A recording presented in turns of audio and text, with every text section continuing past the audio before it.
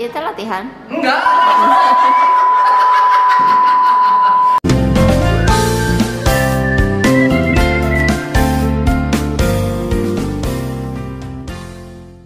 Assalamualaikum warahmatullahi wabarakatuh. Waalaikumsalam warahmatullahi wabarakatuh. Apa kabar Pak Yogi hari ini? Alhamdulillah luar biasa baik. Usam kabarnya? Alhamdulillah baik sekali. Pada hari ini alhamdulillah dipercaya ya oleh Pak Yogi sendiri kita akan melakukan praktek coaching. Nah di sini mungkin saya akan menjadi pengamat dan Pak Yogi menjadi seorang coach dan Bu Emma menjadi coaching. Di sini silakan Pak Yogi dengan seleluasa mungkin memberikan solusi yang terbaik untuk coachingnya gitu. Di sini mungkin saya akan mengamati. Nah sebagai coach mungkin nanti harus ada beberapa hal yang diperhatikan, yaitu tirta ya. Ada tujuan, kemudian identifikasi, lalu ada rencana aksi, kemudian tanggung jawab. Nah, seperti itu. Mungkin langsung saja dimulai ya. Bu Emma, apa kabar? Assalamualaikum Pak Yogi. Waalaikumsalam. Maaf ya Bu Emma, ya. mengganggu waktunya. Iya. Karena ini saya pengen sharing suatu permasalahan yang saya butuh pandangan dari teman-teman khususnya dari Pak Yogi sebagai coach yang kita lalui proses coaching ini. Boleh ya Pak Yogi? Boleh, mudah-mudahan saya juga ada solusinya. Kalau tepat sih tidak mungkin ya, tapi nanti kita bisa berbagi solusi. Memang kan kemarin kita sudah saling janjian, katanya Bu Emma ada masalah, katanya aku jadi kebebani, aduh masalah apa, ceritanya gitu bingung. Jadi menular ya, takutnya kan yang berat-berat, nanti saya nggak ngasih solusi malah ngebebani lagi Bu Emma, kenapa lagi masalah. Tapi kita sharing aja Iya, dulu. iya, betul. Gimana Bu Emma, ada apa sih Iya, sebenarnya? jadi ini kebetulan kan saya selain mengajar, Pak Yogi, saya juga mendapat amanah untuk menjadi wali kelas. Kalau saya enggak Bu Emma. Tapi nggak apa-apa kan, pengalaman pasti Iya. udah pernah ya. Iya sih. Gitu. Nah kebetulan ini di kelas yang saya wali kelas ya. Jadi ada salah satu peserta didik yang masuk kategori anak rentan putus sekolah ANPS salah. Nah itu awalnya itu dia sering tidak masuk, Ya. sering alfa gitu. Jadi tidak pernah ada kabar. Saya sering nanyain juga, ini kemana gitu, tapi kadang WhatsApp-nya nggak dibales, cuma dibaca doang. Nah, saya bingung sampai pada saat sekolah saya panggil ya, saya komunikasi patah sama dia sama tersebut, terus nanya mana ada aja Bu di rumah gitu, nggak sekolah, cuma senyum aja gitu kan. Saya bingung, kamu ada masalah? Saya takutnya kan ada bullying gitu kan, saya nggak lihat ya kalau ada bullying bisa di dalam kelas. Enggak Bu, benar ini nggak ada bullying enggak Bu di kelas kita, alhamdulillah kan satu sama lain saling support, support. Terus apa yang bikin kamu nggak masuk? Kenapa kok alma terus? Kenapa nggak ngasih tahu ibu kalau misalnya kamu sakit kan kamu bisa kontak bilang sakit, nggak perlu harus pakai surat, nggak apa-apa pakai WA juga. Terus katanya ada kadang lupa, jadi banyak sekali alasan sampai terrekod suatu waktu alfanya itu melebihi 2 minggu. Kan saya aduh gimana ya, terus saya konsultasi ke BK. Nah, BK akhirnya kata BK yuk kita ini aja dulu, kita datangi home visit. Saya sudah Pak, saya sudah melakukan home visit dengan BK ke rumah salah satu sekretaris saya itu yang sedang bermasalah. Anaknya ada, saya ketemu dengan ibunya. Ternyata ibunya bilang kalau sekarang ini sebetulnya punya semangat yang luar biasa untuk sekolah, tetapi support finansial dari orang tua memang terbatas. Gitu. Jadi, gimana tuh mau sekolah juga kan jauh, nggak bisa naik kendaraan. Memang kendaraan itu tidak ada yang lewat ke depan rumah, harus naik kendaraan pribadi. Motor sih ada, cuma untuk bahan bakarnya katanya tidak ada. Kadang-kadang kadang-kadang. Kalau lagi ada ya anak sekolah, kalau tidak ada ya berarti anak nggak sekolah. Tambah lagi kan mungkin kalau anak sekolah perlu uang saku dan sebagainya makanya. Saya sudah mencoba untuk apa ya, menawarkan beberapa solusi sama mereka. Coba nanti sama temen yang deket gitu kan, biar dibonceng, disamper gitu. Tapi tapi entah kenapa mungkin si anak merasa gak nyaman dengan temannya yang itu, jadi tidak berlanjut lama. Karena habis saya mau visit itu datang selalu, tapi sekarang kejadian lagi Pak, saya udah coba kira-kira bisa bantu gitu kan, ya dikit-dikit lah salah kasih pokoknya kayak apa budget saja, tapi ternyata seperti ini Pak, saya sudah komunikasi lagi dengan orang tuanya seperti yang pasrah gitu. Aduh, ini saya ceritanya panjang banget. Gak apa-apa, Bu yang bagus. Iya. Saya bingung, saya nggak pengen anak tersebut sampai putus sekolah. Karena saya berprinsipnya gini, apalagi sebagai wali kelas, saya merasa seperti ibu mereka sendiri gitu kan. Sama-sama masuk, saya pengen mereka sama-sama lulus nantinya gitu, jalan berguguran di tengah jalan. Saya nggak pengen seperti itu. Menurut Pak Yogi apa yang bisa saya lakukan gitu untuk menghadapi masalah tersebut? Bu Emma mendengar cerita Bu Emma, saya juga pernah mengalaminya waktu saya masih mengajar di sekolah yang sebelumnya. Memang siswa tersebut di rumahnya itu orang tuanya mempunyai banyak anak, terus semua anaknya itu sekolah, ada yang masuk SD, ada yang masuk SMP, ada yang SMK, ada yang kuliah. Kebetulan memang keluarganya tersebut orang yang kurang berkecukupan. Kebetulan yang siswa yang masuk itu yang ke sekolah saya itu yang kemarin memang sama rentan putus sekolah. Tapi siswa itu dari zaman SD-nya sudah ranking 1 terus, Bu Em. Prestasinya bagus. SD ranking 1, SMP ranking 1. Pas masuk ke sekolah SMK juga, pas di semester 1 itu sama ranking 1. Tapi memang kendalanya, cerita saya kebetulan juga jadi wali kelasnya. Cerita memang terkendalanya ke ekonomi. Memang udah bagus tadi Bu Emma juga sudah ngasih solusi sih, beberapa solusi. Pasti Bu Emma juga membantu secara finansial, pasti saya yakin. Selain visit ke rumahnya. Lalu memang saya juga jadi kebingungan memang bercerita dengan BK, bercerita kebetulan cerita ini sampai ke kepala sekolah.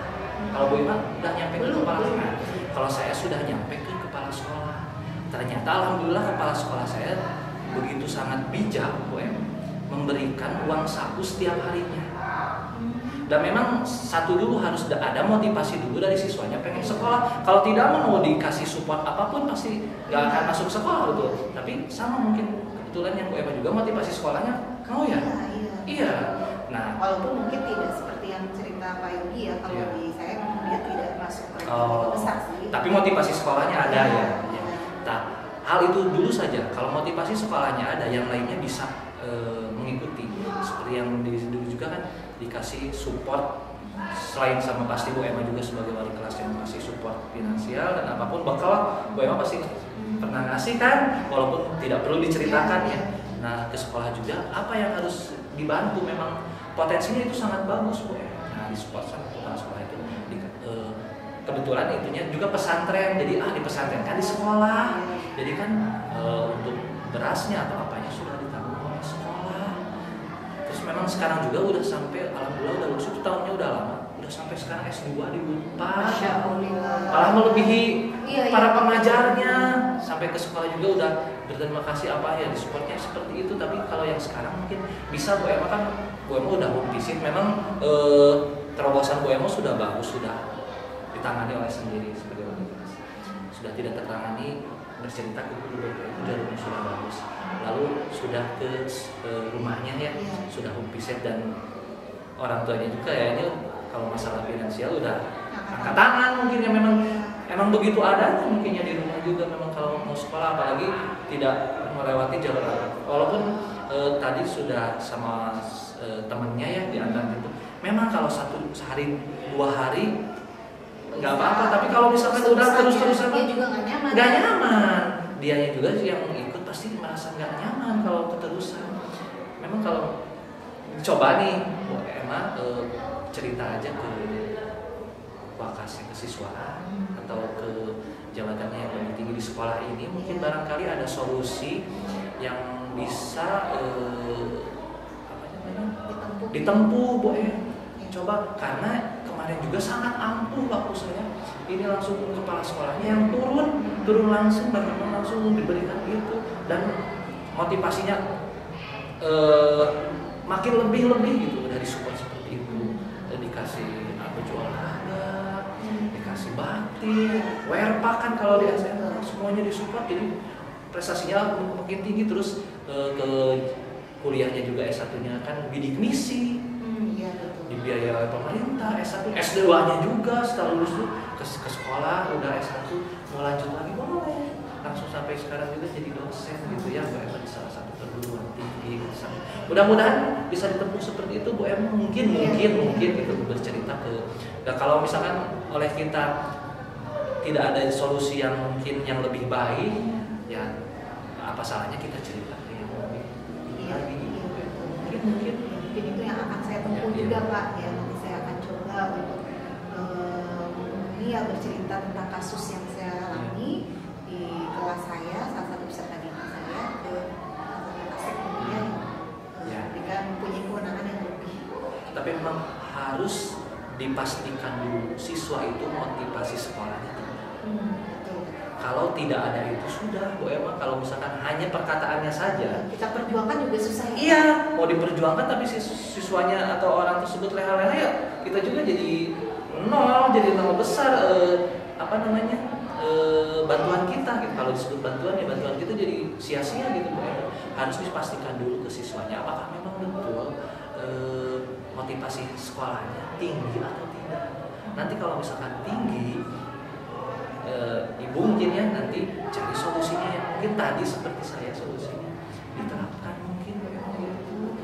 Bisa harus identifikasi bidangnya. Nah, iya. Tapi enggak sih anak ini tuh semangat untuk sekolahnya masih luar biasa, hanya terkendala masalah cuma finansial itu saja atau ada yang lain gitu ya. Jangan-jangan anaknya juga memang gitu. Jadi bisa banyak faktor sih Bu Emma, bisa mungkin dia tadi seperti bullying di kelas. Bisa saja masalah di rumahnya, apakah ada korban perceraian, atau memang orang tuanya tidak bekerja, atau memang bisa di rumahnya ada adik dan kakaknya yang masih sekolah. Adiknya satu belum sekolah masih kakaknya nggak ada, jadi anaknya cuma bisa saja kan. Tapi anaknya kayak kalau orang tuanya itu bapaknya udah nggak bekerja sekarang ini, itu yang jadi persoalan.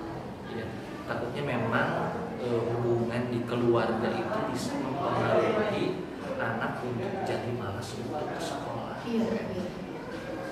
Maaf kalau misalkan melihat orang tua misalkan beda pendapat, intinya kan kita juga kadang suka misalkan anak juga suka malas untuk ke sekolah, di rumahnya juga udah seperti itu, bisa saja dari rumah berangkat tapi dianya ke lingkungan yang lain, mungkin bisa diidentifikasi lagi, mungkin bisa di lingkungan tempat tinggalnya seperti apa mungkin. Bukan solusi mungkin Bu Emma ya, jadi membebani. Tidak, justru untuk memberikan pencerahan. Misalkan ada beberapa hal yang memang belum saya lakukan, jadi bisa saya tempuh, mudah-mudahan ada solusi terbaik gitu. Jangan sampai putus sekolah ini anak ini gitu, harapannya kan seperti itu. Iya, kan kita juga tidak tahu anak tersebut nantinya masa depannya jadi apa. Barangkali rezekinya bisa lebih dari kita, kan nggak tahu. Seperti tadi yang saya ceritakan ya, pengalaman saya bisa sampai S2 jadi dosen, malahan lebih dari kita ya, kan pasti rasa terima kasihnya dan pastinya juga ingat terus ke sekolah dan ingat terus pasti ke Bu Emma bagaimana perjuangan Bu Emma memperjuangkan ini gitu mungkin ya Bu Emma. Makasih banyak ya Pak ya, sangat memberikan pencerahan, mudah-mudahan bisa ngasih solusi Pak. Ya nanti saya juga pengen tahu nih nanti tindak lanjut Bu Emma bagaimana. Mudah-mudahan ada kabar baik, kita coaching lagi dari anak tersebut, oh ternyata jadi rajin. Mudah-mudahan. Iya, makasih banyak ya Pak ya. Gimana Ustaz? Masya Allah luar biasa. Terima kasih Pak Yogi sudah memberikan pencerahan kepada Bu Emma yang memang pastinya menjadi unek-unek gitu ya dari lama sebagai wali kelas menghadapi siswa seperti itu. Tapi Pak Yogi sudah memberikan pencerahan dengan baik. Tadi sudah melakukan tirta ya sesuai dengan petunjuk yang seharusnya sebagai coach itu sudah luar biasa. Makasih Ustaz. Ya, terima kasih. Assalamualaikum warahmatullahi wabarakatuh. Waalaikumsalam.